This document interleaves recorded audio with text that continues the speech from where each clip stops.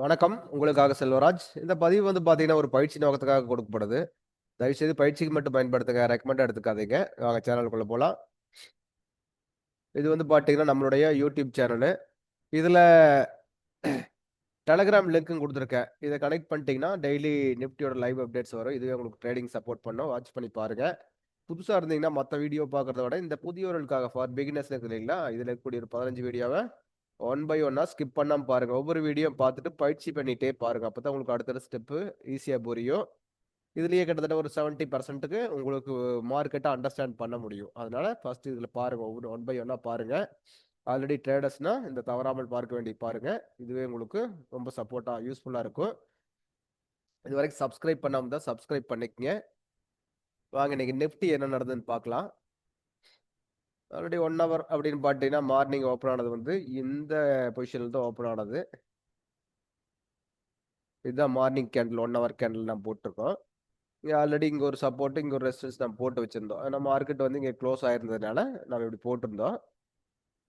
இன்னைக்கு வந்து பாத்தீங்கன்னா அந்த ஓப்பன் ஆன பின்னாடி இங்க ஓப்பன் ஆகி அந்த லோவெல்லாம் பிரேக் பண்ணிட்டு கீழே போயிட்டு மறுபடியும் மேல வந்து பாடி க்ளோஸ் பண்ணியிருக்கா. அப்ப இங்கேயே நம்ம அண்டர்ஸ்டாண்ட் பண்ணிக்கணும் மார்க்கெட் வந்து கீழே இதுக்கு மேல போறதுக்கு பெருசா பாசிபிலிட்டி இல்லை அப்படின்னு. அதாவது சாரி, இந்த கேனல் தான் 9.15 கேனல்ங்களா? ரைட்டு. இந்த கேனல் தான் 9.15 கேனல். இப்போ இந்த இடத்துல இது வரைக்கும் லோ வச்சிருக்குது அப்படின்னு சொன்னீங்கன்னா மார்க்கெட் பாருங்க அதுக்கு முன்னாடி ஓப்பன் ஆகி 9-10 மணிக்கு மேல கீழே போயிட்டு மறுபடியும் பாடி கொண்டு வந்து இந்த மட்டத்துக்கு க்ளோஸ் பண்ணியிருக்கா. அப்ப மார்க்கெட் வந்து மறுபடியும் மேல திருப்பதுக்கு தான் ட்ரை பண்றான்னு இங்க அண்டர்ஸ்டாண்ட் பண்ணிக்கணும்.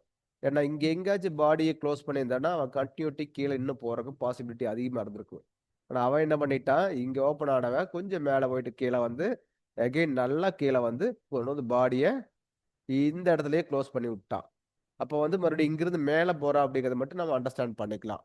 அப்ப இதுக்கு தகுந்த மாதிரி 5 மினிட்ஸ்ல போய் நம்ம ட்ரேட கட்டமைச்சுக்கணும். காலையிலேயே வாய்ப்பு கிடைச்சதுனால கிடைச்சது அப்படின்னு தான் சொல்லணும்.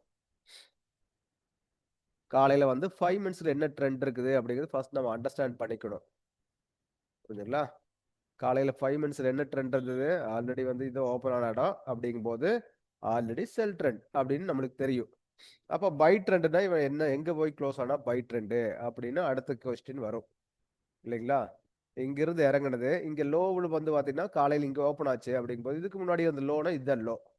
கரெக்டுங்களா? அப்ப இந்த லோவுக்கு முன்னாடி இருந்த ஹை எதுன்னு பாத்தீங்கன்னா இதுதான் ஹை.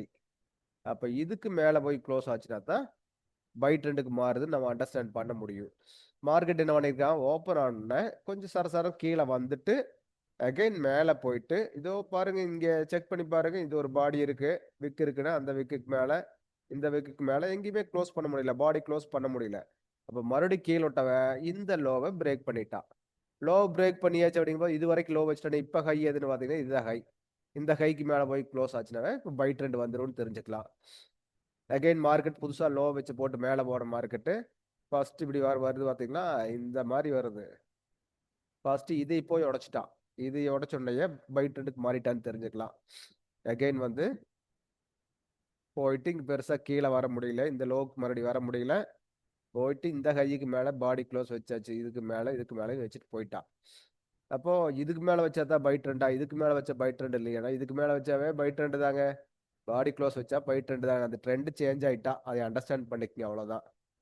பண்ணிட்டீங்கன்னா ஆட்டோமேட்டிக்கா இங்க வந்து இங்க எதுக்காக நான் மூவ் பண்ணுவோம், பை கால் ஆர் புட் அப்படின்னு நம்மளே முடிவு பண்ணிக்கலாம். இப்ப எந்த ட்ரெண்ட் நிக்குதுன்னா 5 மினிட்ஸ் பொறுத்தவரைக்கும் பை ட்ரெண்ட்ல நிக்குது மார்க்கெட். அவ்வளவுதான். 1 ஹவர்ல பை ட்ரெண்ட் வந்துச்சாரா நோ.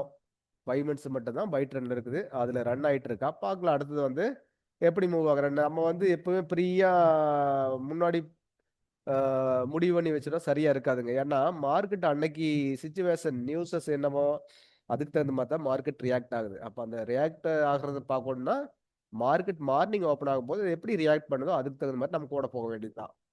அதை பழகிட்டா போதுமானதுங்க நம்மளுக்கு மார்க்கெட்ல வின் பண்ண முடியும். ரைட்டுங்க. அடுத்த ஒரு வீடியோவில் மறுபடியும் சந்திக்கலாம்.